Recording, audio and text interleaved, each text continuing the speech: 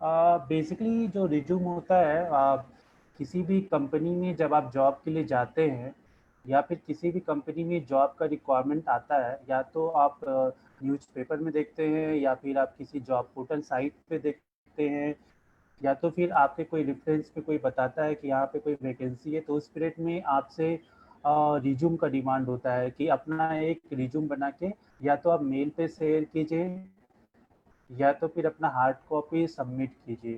तो आपको बेसिकली जो मेरा पहला क्वेश्चन है, what is your resume, resume क्या होता है? तो it is a summary of you academic and works, ऐसा होता है क्या? रिज्यूम का एक समरी आपका एकेडमिक और वर्क के रिगार्डिंग ही रिज्यूम हम लोग सबमिट करते हैं क्या? कोई बता सकता है कि जो आप स्लाइड पे आप देख सकते हैं, क्या ये सही है कि रिज्यूम में और भी कुछ होता है?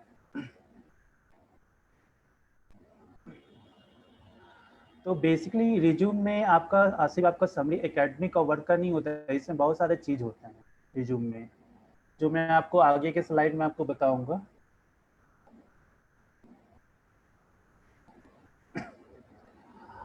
रिज्यूम जो होता है वो बेसिकली आपका जो भी आपके अंदर, मतलब आप में जो क्वालिटी है उसके बारे में वो बताता है रिज्यूम। तो रिज्यूम में बेसिकली आपका पर्सनालिटी, आपका जो पर्सनालिटी है उसके बारे में उसमें मेंशन रहता है। आपका बैकग्राउंड है, आपका फैमिली बैकग्राउंड, आपका एजुकेशन, जो भी आता है उसमें आपके रिज्यूम में वो मेंशन रहता है। आपका कैपेबिलिटी, आपका उसके अलावा आपका एक्नॉलेजमेंट, उसके अलावा how acknowledge you, your sense of quality, ये सारा जो चीज़ है जो आपके रिज्यूम में रहता है। एक तरह से आप समझ सकते हैं कि रिज्यूम आपका एक तरह का एडवर्टाइजमेंट है, जो कि आपको किसी एम्प्लॉयर, जो जब आपकी किसी एम्प्लॉयर के पास वो जाता है, तो वो एम्प्लॉयर आपका वो क्वालिटी को देख के वो आपको एक तरह का परचेज करता है या फिर आपको एक तरह का सेल करता है। बहुत बार आप लोग जाते हैं और देखते होंगे कि जब हम लोग कोई प्रोडक्ट खरीदते हैं, कोई सामान खरीदते हैं, तो हम लोग भी एक कोटेशन लिखते हैं। एक प्रोडक्ट के रिगार्डिंग उस कोटेशन में उस प्रोडक्ट के रिगार्डिंग पूरा इंफॉर्मेशन रहता है कि वो किस कंपनी, वो उसके अंदर जो प्रोडक्ट है उसमें किस तरह का क्वालिटी है, क्या उसका कैपेसिटी है, उसमें सारा डिटेल्स रहता है। तो उसी तरह से रिज्यूम भी आपका एक तरह का रिज्यूम भी आपका एक तरह का पूरा डिटेल्स उसमें रहता है, जिसमें कि आपका जो एम्प्लॉयर उसको देख के आपको खरीदता है या फिर आपको हायर करता है। तो रिज्यूम आपके लिए बहुत इंपॉर्टेंट चीज़ है। निशांत कह रहे हैं सर जॉब डॉक्यूमेंट के लिए जाता है तो रिज्यूम के लिए काम आता है। डॉक्यूमेंट अलग चीज़ हो गया और रिज्यूम अलग चीज़ हो गया। रिज्यूम जो होता है जो आपका रियलिटी है, जो आपके अंदर है, उसके बारे में किसी डॉक्यूमेंट के माध्यम से हम किसी एम्प्लॉयर को भेजते हैं। अजय कुमार लिख रहे हैं कि अपने बारे में बताना, पूरी जानकारी बताना। सही है अजय, जो आप बताना चाह रहे हैं एकदम सही बात है। रिज्यूम जो रहता है वो आपका पूरा डिटेल रहता है, जिसमें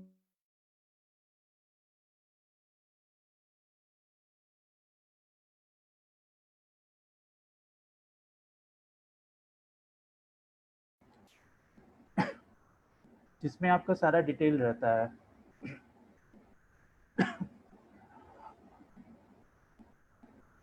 ओके।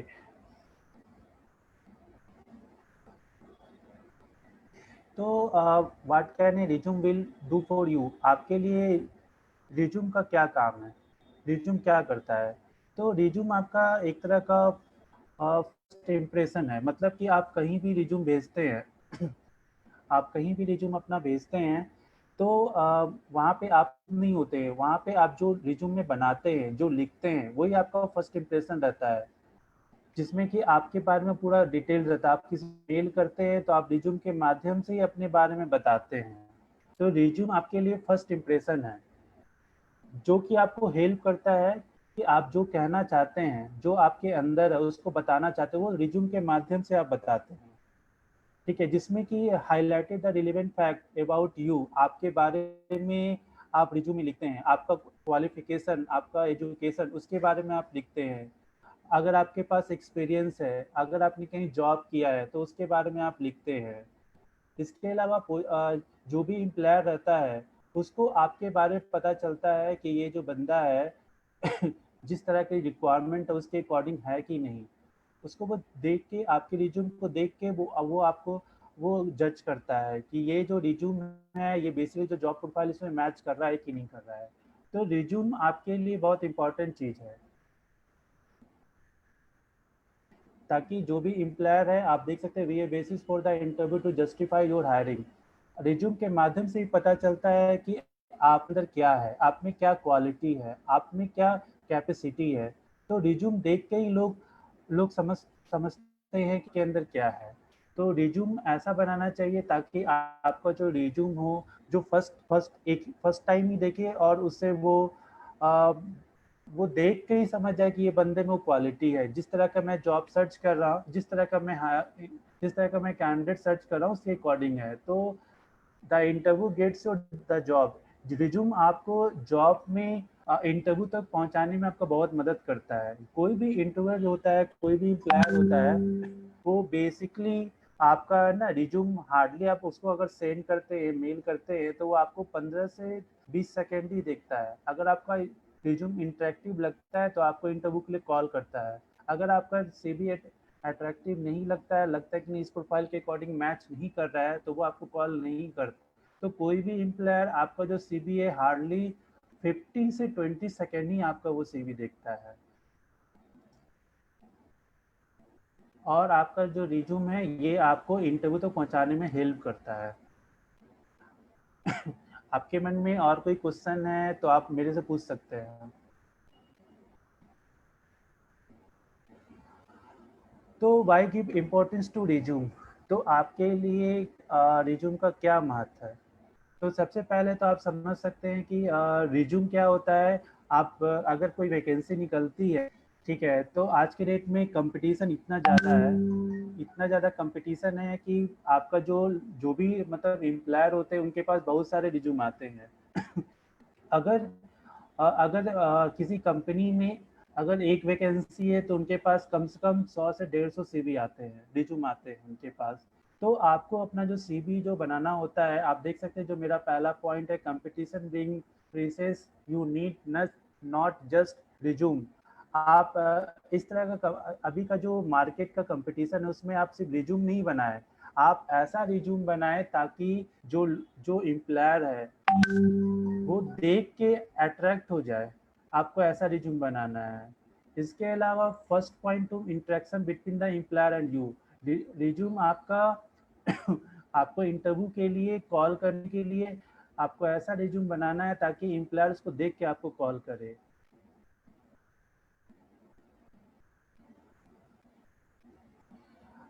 रवि लिख रहे हैं कि रिज्यूम किस तरह बनाए जो मार्केट में पकड़ बस जाए। और अभी बेसिकली मैं आपका ये पूरा मैं समझ नहीं पाया कि आप क्या आप लिखना चाह रहे हैं कि क्या रिज्यूम को किस तरह से हम बनाएं ताकि हमको जॉब इजी मिल जाए, ये आप कहना चाह रहे हैं। तो अब देखिए मैं आपको एक चीज़ और मैं गाइड करना चाहूँगा। कि आप जब भी ना, बहुत सारे लोग होते हैं ना कि रिज्यूम क्या करते हैं कि साइबर कैफे में जाते हैं और बोलते हैं कि मुझे रिज्यूम बना दीजिए, कल मेरा इंटरव्यू है, आप मेरा रिज्यूम बना। तो उसके पास बहुत सारे रिज्यूम का फॉर्मेट रहता है। तो वो क्या करता है कि वो उसी फॉर्मेट में एडिट कर देता है रिज्यूम।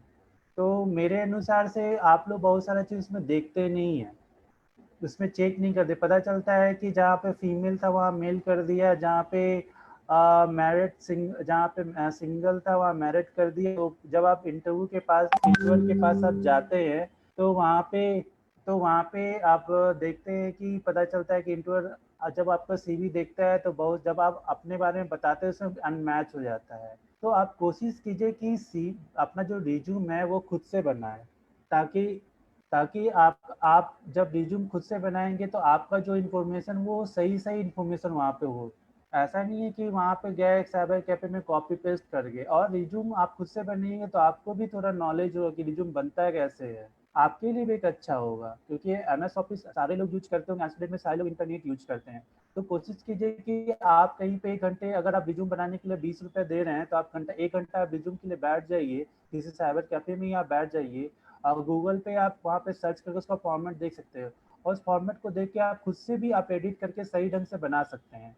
और जब भी रिज्यूम आप बनाते हैं तो उसको एक एक चीज़ को अच्छे से देखिए कि उसमें जो भी चीज़ आप इंफॉर्मेशन दे रहे हैं वो सही है कि नहीं है। सजल कह रहे हैं कि आप कैनवा भी आप यूज कर सकते हैं रिज्यूम बनाने के लिए, वो भी एक अच्छा सॉफ्टवेयर है, वहाँ पे भी आप रिज्यूम अच्छे से बना सकते हैं।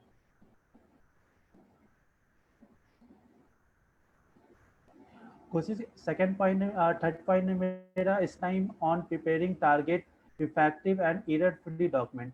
जो भी आपको रिज्यूम बनाना है तो उसमें आप कोशिश कीजिए कि उसमें मतलब एरर नहीं होना चाहिए, मतलब कोई भी ग्रामेटिकल मिस्टेक नहीं होना चाहिए, कोई भी लेटर आपका छोटा बड़ा नहीं होना चाहिए, जो भी आप सेंटेंस लिख रहे हैं सही से लिखना है, क्योंकि आपका जो ये सारा जो चीज़ होता है ना वो आपके इंटरव्यू में आप पे इफेक्ट पड़ता है। अगर एम्प्लॉयर आपका सीवी देखता है उसमें स्पेलिंग मिस्टेक है, उसमें बहुत सारा एरर है, तो आपके अकॉर्डिंग आपके लिए वो जॉब का चांस कम हो जाता है, प्लस आपके लिए एम्प्लॉयर का इंप्रेशन खराब हो जाता है। तो आप कोशिश कीजिए कि जब भी आप रिज्यूम बनाते हैं तो ये सारे चीज़ का जरूर ध्यान रखिए आप। जैसा मैंने आपको बताया कि कोई भी हायरिंग मैनेजर है या फिर कोई भी एम्प्लॉयर है, वो बेसिकली आपका सीवी हार्डली 15 से 20 सेकेंड ही आपका रिज्यूम देखता है, क्योंकि उसके पास इतने सारे रिज्यूम है। वो बस देखता है कि जो मेरा हायरिंग है, जो मेरा जॉब डिस्क्रिप्शन है, जिसके रिगार्डिंग ये बंदा इसने फॉरवर्ड किया है, वो क्या उसके अकॉर्डिंग मैच कर रहा है कि नहीं। वो बस आपका 15 से 20 सेकंड में आपके स्क्रीन को एक बार, आपके रिज्यूम को एक बार वो स्कैन कर लेता है, तो वो ज़्यादा टाइम नहीं लेता है। इसीलिए आपको रिज्यूम इतना अट्रैक्टिव बनाना है ताकि जो भी एम्प्लॉयर है वो आपका देख के ही आपको समझ जाए। सैजल यहाँ पे भी लिख भी रहे हैं, बहुत सारे उन्होंने साइट का नाम लिखा है जिसके माध्यम से आप रिज्यूम बना सकते हैं। आप लोग अगर चाहेंगे तो इसको नोट डाउन कर सकते हैं। सैजल ने जो भी साइट का नाम लिखा है जिसके माध्यम से आप एक बार फॉर्मेट देख के वहाँ से अपना रिज्यूम खुद से बना सकते हैं आप। ठीक है, लास्ट पॉइंट है, क्लियर एंड किसी resume will be quality for you interview. अगर आप अच्छे से रिज्यूम बनाते हैं जिसमें एरर नहीं है, जो आपका अट्रैक्टिव रिज्यूम है, तो आपको उस रिज्यूम के माध्यम से आपके पास कॉल आएगा इंटरव्यू के लिए। तो इसीलिए आपके लिए रिज्यूम जो बहुत ही इंपॉर्टेंट चीज़ है। अगर रिज्यूम देख के ही आपके पास इंटरव्यू का कॉल आता है, तो आप कोशिश कीजिए कि रिज्यूम को कम से कम रिज्यूम को खुद से बनाए और एरर फ्री बनाए, और जो भी चीज़ है अच्छे से बनाए आप, और खुद से बनाए, साइबर कैफे में जाके कॉपी पेस्ट नहीं करे।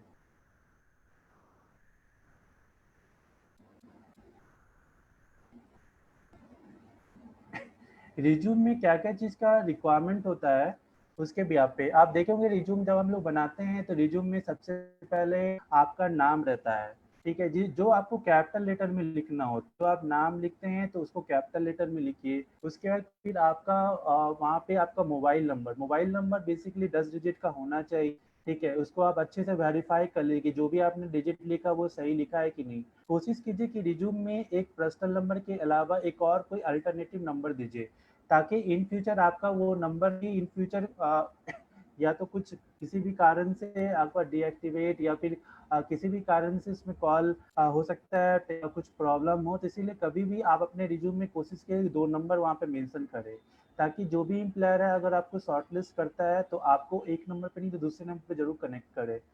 ठीक है, इसके अलावा आप कोशिश कीजिए कि अपना एक ईमेल आईडी जरूर जनरेट करें, क्योंकि आज के डेट में बहुत सारे एम्प्लॉयर जो है वो आपको फ़ोन से अच्छा वो आपको मेल करते हैं, जिसमें आपको पूरे डिटेल के साथ आपको ईमेल करते हैं। तो आप अपना ईमेल ज़रूर जनरेट करें।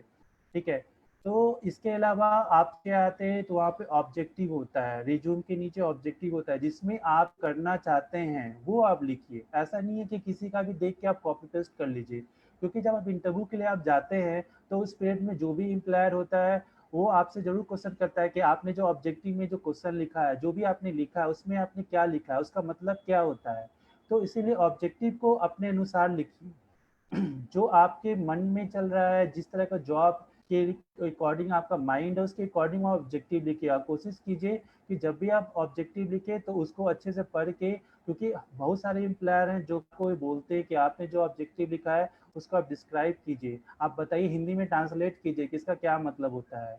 पर्सनल डिटेल में जो भी आप वहाँ पे डालते हैं, अपने फैमिली बैकग्राउंड के बारे में जो भी आप डाल, उसको आप सही ढंग से अच्छे से लिखिए। एजुकेशन क्वालिफिकेशन में आप जो भी आपका क्वालिफिकेशन है, जैसे आप करंट में आप बीएस आप जो भी कर रहे हैं, चाहे आईटीआई आप परसुइंग है या फिर आपने ग्रेजुएशन आपने कंप्लीट किया है, तो आप जब भी जो करंट जो आपका होता है वहाँ से आपको लिखना चाहिए। तो फर्स्ट ऑफ ऑल जैसे आप ग्रेजुएशन किए या परसुइंग आप ग्रेजुएट है तो परसुइंग ग्रेजुएट के बारे में पहले लिखिए, उसके अपने आप इंटरमीडिएट के बारे में लिखिए, उसके बाद उसके बाद आप आपने 10th किया उसके बारे में लिखिए। तो इस तरह से आपको एजुकेशन के बारे में वहाँ पे मेंशन करना चाहिए सीवी में। प्रोफेशनल एक्सपीरियंस, अगर आपके पास एक्सपीरियंस है तो आप करंट वे में आप लिखेंगे। जैसे कि आप जो भी कंपनी में भी काम कर रहे हैं, प्रेजेंट में काम कर रहे हैं, पहले उसको लिखेंगे और कोशिश कीजिए वहाँ पे जो भी आपने पोस्ट लिखा है, डिग्नेशन लिखा है, उसको आप सही ढंग से लिखिए। जो भी आप कब से आपने काम स्टार्ट किया, कब से आपने काम तक किया, वो पूरा डिटेल अच्छे से लिखिए। और जो भी आपका वहाँ पे जॉब रिस्पॉन्सिबिलिटी था उसको हाईलाइटेड करें, ताकि जो भी एम्प्लॉयर है उसको देख के अच्छे से समझ सके।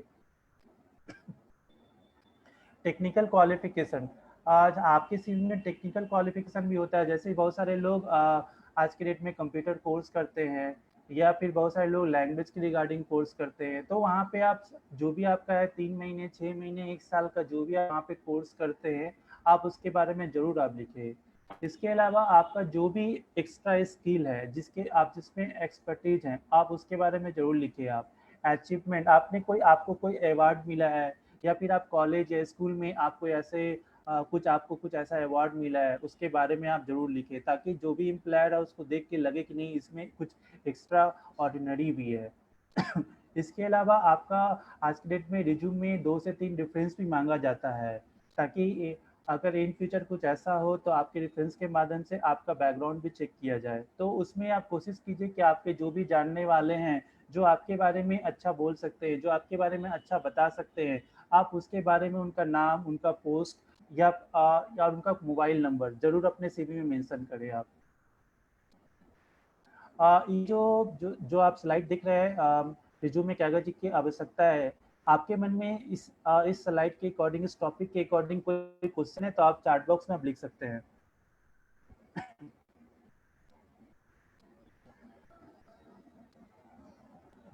जो भी लोग ये स्लाइड देख रहे हैं, तो अगर आपको इस टॉपिक के रिगार्डिंग आपको कोई भी और क्वेश्चन आपके मन में है कि रिज्यूम में और क्या क्या चीज़ होना चाहिए, तो आप यहाँ पे लिख सकते हैं।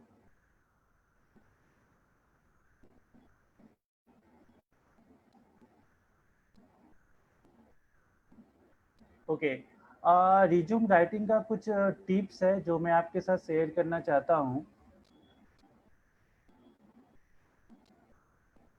जब भी आप रिज्यूम बनाएं तो आप उसको कस्टमाइज रिज्यूम बनाने का कोशिश करें, ताकि आपका जो सीवी है, आप किसी इंटरव्यू के लिए आप भेजते हैं तो आपका जो सीवी है वो आपका शॉर्ट लिस्टिंग हो जाए, ताकि आपको इंटरव्यू के लिए कॉल आ जाए।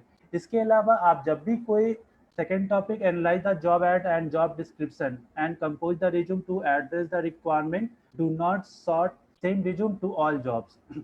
आप जो भी रिज्यूम बनाते हैं, आपका जो भी रिक्वायरमेंट आता है, आप या तो पेपर के माध्यम से आप जॉब के लिए अप्लाई कर रहे हैं या फिर जॉब पोर्टल मीन्स जैसे naukri.com, इननीड, क्विकर, OLX, जो भी डिफरेंट डिफरेंट वेबसाइट है, फेसरवेल.com, जो भी आप वेबसाइट के देख के आप वहाँ पे जॉब के लिए अप्लाई कर रहे हैं, तो आप पहले उसमें देखिए कि उसमें जॉब डिस्क्रिप्शन में क्या लिखा हुआ है।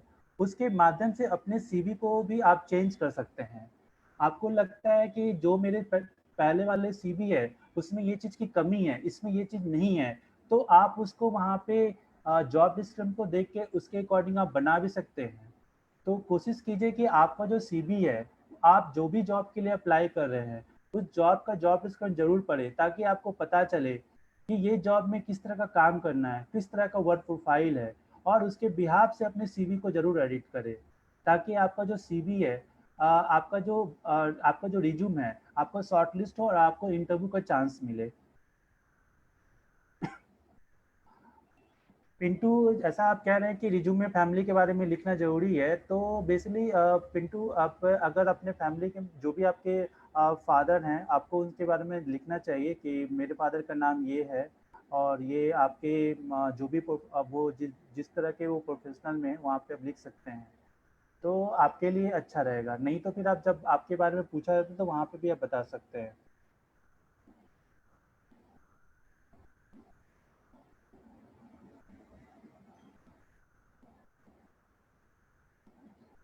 जहाँ पे पर्सनल इंफॉर्मेशन रहता है ना, वहाँ पे अपने फैमिली के बारे में या तो अपने फादर के बारे में वहाँ पे लिख सकते हैं, ताकि उनको पता चले कि आपके फादर का क्या नाम है, और उनका मोबाइल नंबर आप जरूर मेंशन करें वहाँ पे।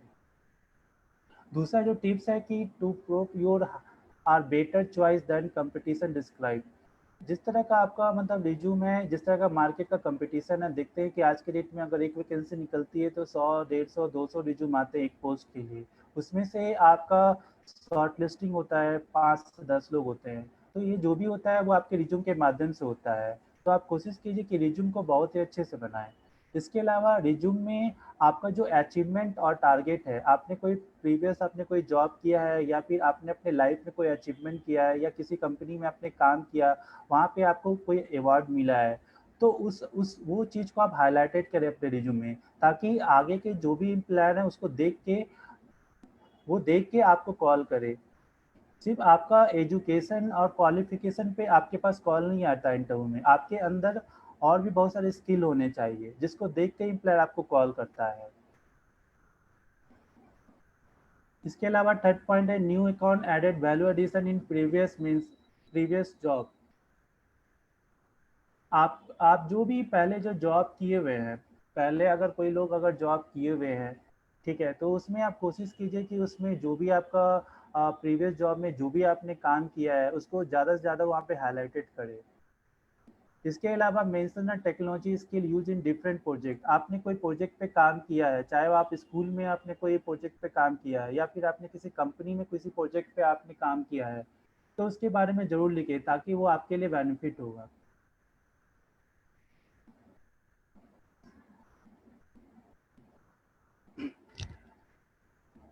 इसके अलावा आप जब सीवी बनाते हैं तो उसमें आप कोशिश कीजिए कि उसका जो साइज है, रिज्यूम का जो साइज है, वो आप उसको मॉडरेट सही ढंग से करें। ऐसा नहीं है कि कुछ फॉन्ट छोटा है कुछ फॉन्ट बड़ा है। और रिज्यूम कोशिश कीजिए जितना कम से कम पेज में हो, जितना कम पेज में आप बनाएंगे आपके लिए ज़्यादा अच्छा होगा। आप यूज कीजिए कि जो भी आप फॉन्ट यूज कर रहे हैं सब एक जैसा होना चाहिए। ऐसा नहीं है कि ऊपर का आपका 10 है साइज है, नीचे का आपका 15 है, और दूसरे पेज में आपका 20 का है। तो आप कोशिश कीजिए जो भी आप कर रहे हैं एक बार उसको सिलेक्ट करके आप उसको सेम साइज में फॉन्ट को कर लीजिए, ताकि आपका रिज्यूम देखने में अच्छा लगे। और क्योंकि ये सब भी चीज़ आपका देखा जाता है रिज्यूम में कि आपका किस तरह का फॉर्मेटिंग है, तो ये सब चीज़ पे भी आपको ध्यान देना होगा। इसके अलावा जो भी एम्प्लॉयर होता है, रिक्रूटर होता है, वो आपका चाहता है कि जो भी आपका एक्सपीरियंस है, जो भी आपका क्वालिफिकेशन है, वो सही ढंग से होना चाहिए। मतलब जो भी आपका आपने जो जो भी चीज़ लिखा है तो सही क्रमांक में होना चाहिए, सही सीरियल में होना चाहिए।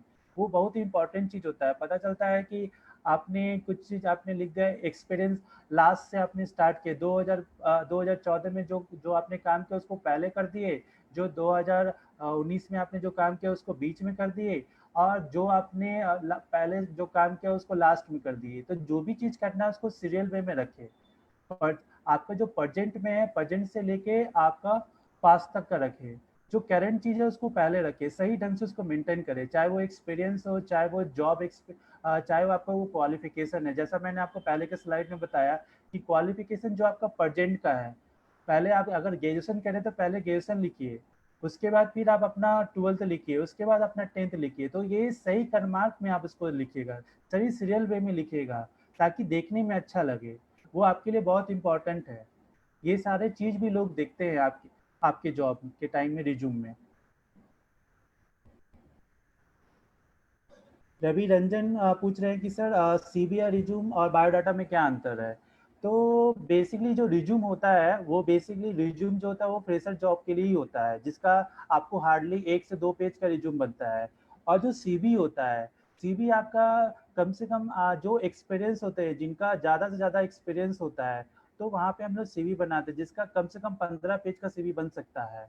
ठीक है। और जो बायोडाटा होता है, बायोडाटा बेसिकली शादी पर्पज से यूज किया जाता है, जैसे मैरिज पर्पज में आप देखे होंगे बायोडाटा का यूज होता है।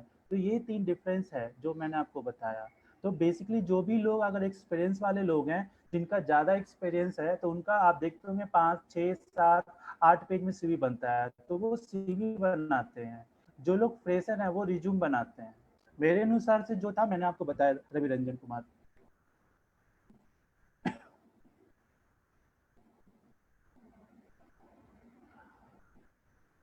इसके अलावा आप जो भी सीवी में आप लिख रहे हैं उसमें make sure maintain correct employment date and डिग्निशन।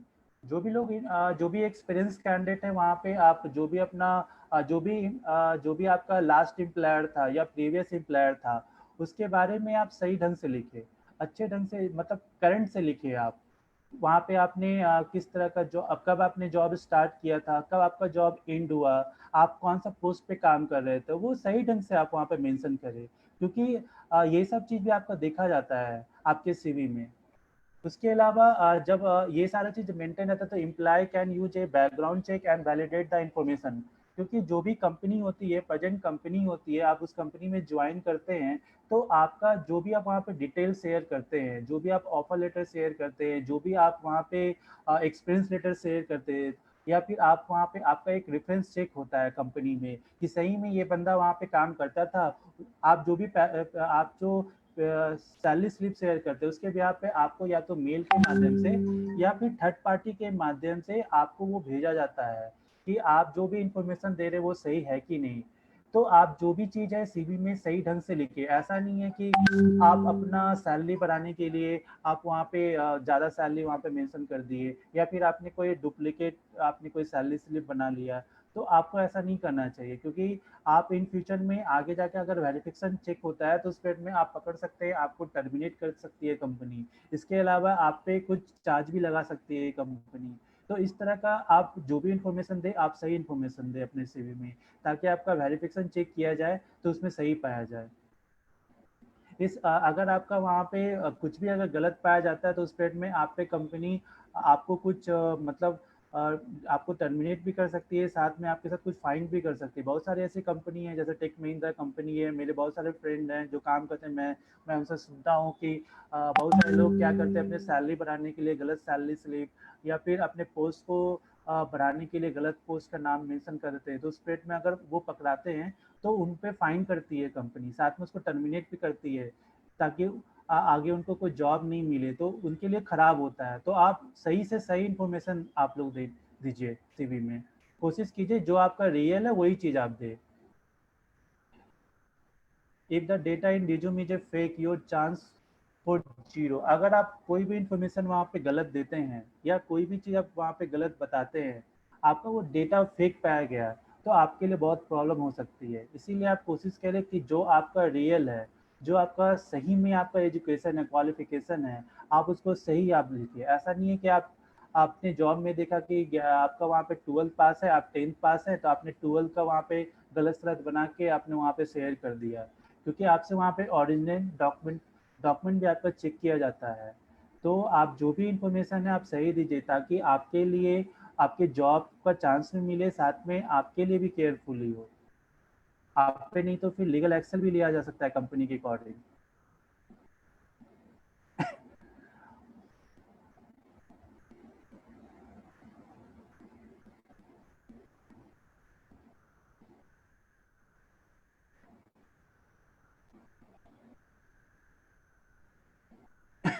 जैसा मैंने आपको पहले भी बताया था कि रिज्यूम में grammar grammar and typing mistake को भी आपको चेक करना है। जब आप रिज्यूम बनाते हैं, वर्ड पे बनाते हैं, तो वहाँ पे आपको डायरेक्ट वर्ड के माध्यम से भी आप वहाँ पे अगर राइट क्लिक करते हैं तो आपका ऑटोमेटिक ग्रामेटिकल आपका वहाँ पे चेक हो जाता है कि आपने सही वर्ड लिखा है कि गलत लिखा है। तो आप जो भी चीज़ कर रहे हैं आप अच्छे से करें। वहाँ पे जो भी चीज़ वर्ड लिख रहे हैं आप उसको देखिए कि लोअर केस में होना चाहिए या अपर केस में होना चाहिए। तो सीवी में ये सब चीज़ भी आपको देखना होगा कि आपका स्पेलिंग गलत नहीं होना चाहिए, आपका स्पेलिंग सही होना चाहिए। ठीक है। इसके अलावा आप वहाँ पे ये भी देख लीजिए, जो भी आप वहाँ पे सेंटेंस या जो भी वर्ड आप यूज कर रहे हैं वो सही से होना चाहिए, सही ढंग से वहाँ पे लिखा होना चाहिए। जैसे मैंने यहाँ पे कुछ लिखा है, ऑर्गेनाइजेशन, ऑर्गेनाइज, क्रिएटेड, एनालाइज। तो ये सब चीज़ भी आपको ध्यान देना होगा सीवी बनाते के टाइम में। आप लोग को सबको पता है कि जब भी कोई इंटरव्यू होता है तो उस पीरियड में सबसे पहले आपका सीवी जाता है वहाँ पे, जो कि आपके लिए first impression is last impression होता है। तो आप आपका सीवी जो है उसको ऐसा सीवी बनाएं ताकि आपके पास आपका जो इम्प्रेशन है वो एक अच्छा बने। आप कोशिश कीजिए कि जो भी सीवी का प्रिंट कर रहे हैं एक अच्छी क्वालिटी का प्रिंट होना चाहिए। अब ऐसा नहीं है कि सीवी आप लेके जा रहे हैं, आप उसको मोड़ के लेके गए एम्प्लॉयर के पास, जब आपसे वो सीवी मांग रहा है तो आप उसको फिर मोड़ के खोल के उनको दे रहे हैं। कोशिश कीजिए कि जैसा सीवी है उसके अकॉर्डिंग सही ढंग से होना चाहिए, ठीक है। उसमें अच्छा फॉर्मेटिंग होना चाहिए, खराब फॉर्मेटिंग नहीं होना चाहिए, नहीं तो आपके लिए जो जॉब के लिए आप जा रहे हैं पता चला आपके लिए बैड इंप्रेशन बन जाएगा वहाँ पे। आप जो भी रिज्यूम्स आप फॉर्मेट करते हैं किसी एम्प्लॉयर के पास, आप कोशिश कीजिए कि उसको पीडीएफ फॉर्मेट में बना के भेजें, तो ज़्यादा इफेक्टिव होता है। क्योंकि पीडीएफ फॉर्मेट में आप जब भेजते हैं तो आपका जो भी ग्रामिकल जो भी मिस्टेक होता है वो सारा चीज़ उसको सही कर देता है। इसके अलावा आपको फॉर्मेटिंग भी उसमें सही होता है। तो आप कोशिश कीजिए कि जब भी आप कोई सीवी किसी को भेजें तो पीडीएफ फॉर्मेट में भेजें, वो आपके लिए ज़्यादा अच्छा रहेगा और देखने में भी अच्छा लगता है, ठीक है। इसके अलावा अगर आपके पास कोई पहले से सीवी है तो उस पीरियड में ऐसा नहीं है कि आप इसको अवॉइड कीजिए कि फोटोकॉपी जो सीवी होता है उसको आप ज़्यादा से ज़्यादा कोशिश कीजिए कि मतलब ज़्यादा यूज नहीं करें। पता चलता है कि आपका आधा उसमें दिख रहा है, आधा उसमें नहीं दिख रहा है। तो आप कोशिश कीजिए कि ओरिजिनल सीवी का या तो आप अच्छे से कॉपी निकाल लीजिए, उसका ज़्यादा से ज़्यादा प्रिंट निकाल लीजिए आप। क्योंकि जो फोटोकॉपी होता है, फोटोकॉपी में कुछ प्रिंट दिखता है, कुछ प्रिंट नहीं दिखता है, कुछ वर्ड सही रहता है, कुछ वर्ड आपको पता रहता है मिसिंग रहता है। तो आप इसको अवॉइड करें। जो आपका जो करंट सीवी है उसी का आप ज़्यादा से ज़्यादा कॉपी आप निकाल कर रखिए आप।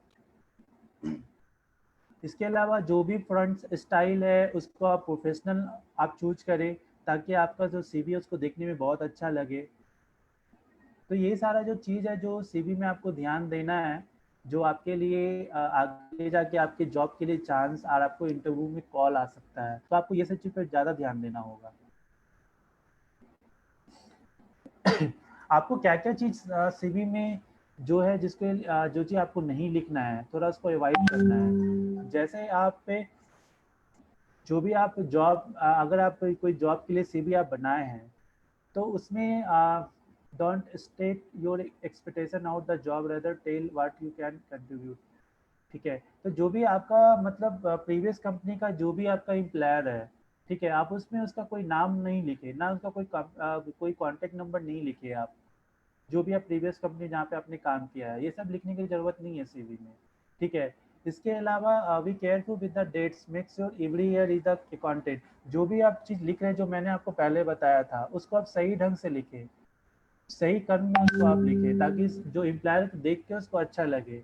और आप सीवी में कोशिश कीजिए कि ज़्यादा आपका गैप नहीं हो, आपका अच्छा उसमें जो भी चीज़ हो सही हो। और इसके अलावा अगर आपने कोई काम 2 साल पहले किया और इधर बीच में आपने कुछ नहीं किया तो उसमें भी कोशिश कीजिए कि आप कुछ ना कुछ उसमें दिखाए कि आप कहीं ना कहीं इंगेज थे आप। तो उसमें ज़्यादा गैप नहीं होना चाहिए, ठीक है। और सीवी में कभी भी आप सैलरी के बारे में डिस्क्लोज नहीं करेंगे। इसके अलावा प्रीवियस जॉब का जो भी आपका जो भी जॉब था उसके उसके बारे में आप ये नहीं बताएंगे कि मतलब कि सर मैं मेरा वहाँ पे सैलरी नहीं मिलता था, वहाँ का इन्वायरमेंट सही नहीं था। तो ये सब चीज़ आपको सीवी में नहीं मेंशन करना है। या फिर आप जॉब में आप जा रहे हैं तो ये सब चीज़ आपको बताने की ज़रूरत नहीं है कि सर वहाँ पे सैलरी नहीं मिलता था, वहाँ पे टाइम से सैलरी नहीं मिल रहा है, वहाँ कोई इन्वायरमेंट सही नहीं था सर। ये सब चीज़ आपको नहीं बताना है। ये सब चीज़ आपको सीवी में मेंशन भी नहीं करना है और आपको बताना भी नहीं है। ये सब चीज़ तो अवॉइड करना है आपको, ठीक है। जो भी आप वहाँ पे लिख रहे हैं, जो भी जॉब रिस्पॉन्सिबिलिटी अगर आप दे रहे हैं तो उसको बुलेट पॉइंट में आप लिखिए, ताकि उसको इजी वे में लोग देख सके, जो भी एम्प्लॉयर उसको देख सके। कोशिश करें कि जो भी आप कॉपी पेस्ट आप कर रहे हैं तो सही ढंग से जो चीज़ आप कॉपी पेस्ट कर रहे हैं वो सही है कि नहीं। ऐसा नहीं है कि वो आपसे रिलेटेड नहीं हो, आपके क्वालिफिकेशन से रिलेटेड नहीं हो, आपके पर्सनल जो भी आपका पर्सनल इंफॉर्मेशन से रिलेटेड आपका जो भी वहाँ पे है वो उसको सारा चीज़ चेक कर ले। ऐसा नहीं कि ऐसे ही आप कॉपी पेस्ट मार दे आप सीवी में, ठीक है। और कोशिश करें जो भी आप सीवी बनाएं उसको आप अच्छे लैंग्वेज में लिखिए, मतलब सिंपल वे में लिखिए, ज़्यादा उसको घुमाने की ज़रूरत नहीं है। जितना सिंपल से सिंपल लिखेंगे आपके लिए ज़्यादा इफेक्टिव होगा, आपके लिए ज़्यादा आपके लिए अच्छा होगा। सीवी आपका एक तरह का आपका मार्केटिंग वाउचर है। जैसे आप कभी आप देखते होंगे कि मार्केट आप जाते होंगे तो आप देखते होंगे कि बहुत सारे जो प्रोडक्ट होते हैं उसके वाउचर आपको मार्केट में मिलता है। तो उसी तरह से सीवी आपका एक तरह का वाउचर है जिसको लोग देख के आपको हायर करते हैं, आपको वो खरीदते हैं। तो आप इसको एक अच्छे से क्रिएटिव बनाएं ताकि आपका सारा इन्फॉर्मेशन सही ढंग से हो। आप देखते होंगे जो वाउचर बनता है उसमें कितना डिजाइन से बनाता है, उसमें सारा चीज़ अच्छे से बनाता है ताकि क्रिएटिव टाइप का होता है, ताकि उसको देख के लोग उसमें इंटरेक्ट हो जाते हैं या फिर मार्केट में जाके उसको परचेज करते हैं। तो उसी तरह से सीवी जो होता है आपके लिए एक तरह का वाउचर का काम करता है।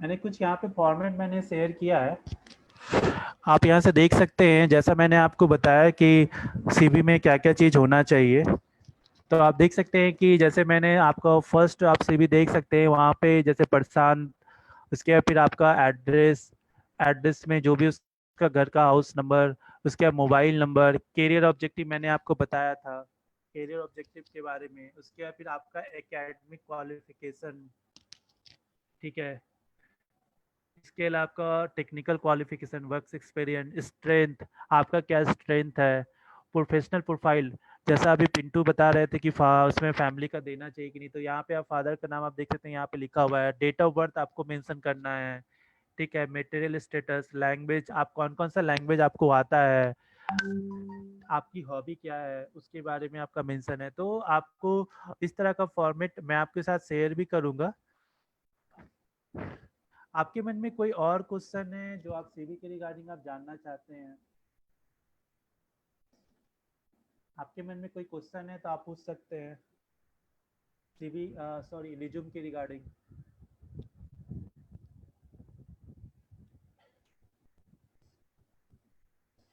किन्हीं के मन में कोई क्वेश्चन है रिज्यूम के लिए कि रिज्यूम में ये भी होना चाहिए, आपके मन में कोई डाउट है तो आप पूछ सकते हैं चैट बॉक्स के माध्यम से।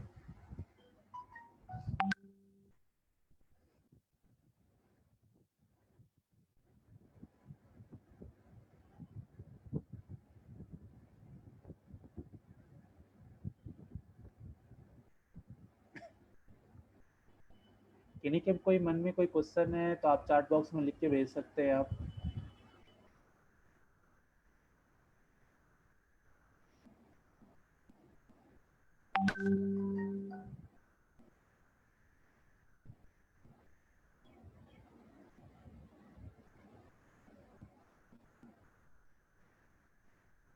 या फेसबुक पे कोई देख रहे हैं तो फेसबुक पे भी जो भी लोग देख रहे हैं उनके मन में कोई क्वेश्चन है तो आप लिख सकते हैं कमेंट में।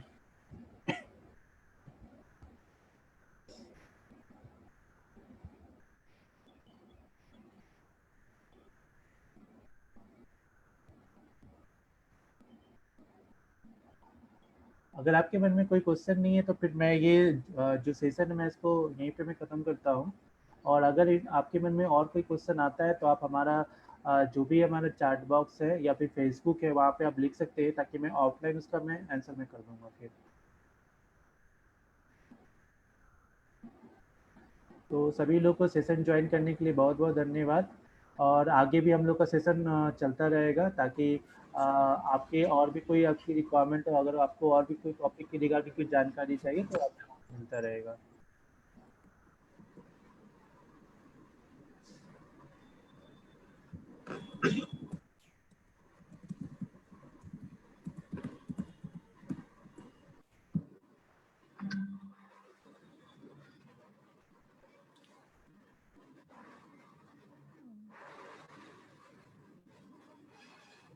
Hello everyone, thank you so much. आज आपने अपना सेशन अटेंड किया। थैंक यू दीपक, इतना हमारे लिए बार बार सेशन कंडक्ट करने के लिए।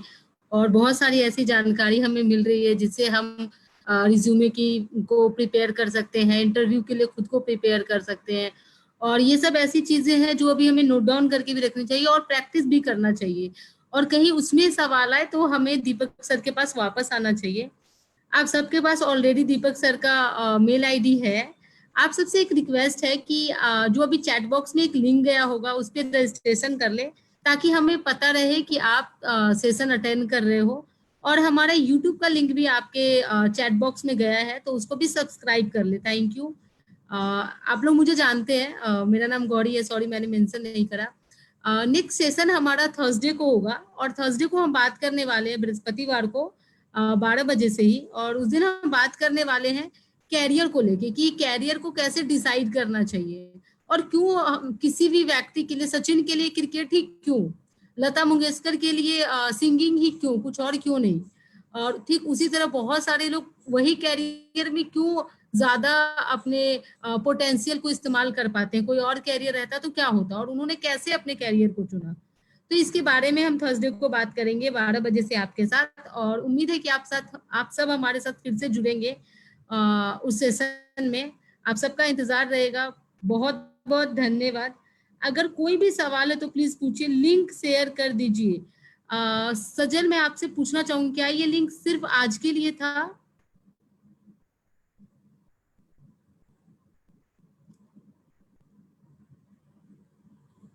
हेलो सजल। हाँ सजल, ये लिंक सिर्फ आज के सेशन के लिए था क्या? कौन सा लिंक? जूम का जो लिंक अभी ये लोग जुड़े हमारे साथ। नहीं, ये रिकरिंग मीटिंग लिंक है, कंटिन्यू रहेगा। लोग इस लिंक पे भी कंटिन्यू रहेगा। Okay, thank you Sajal.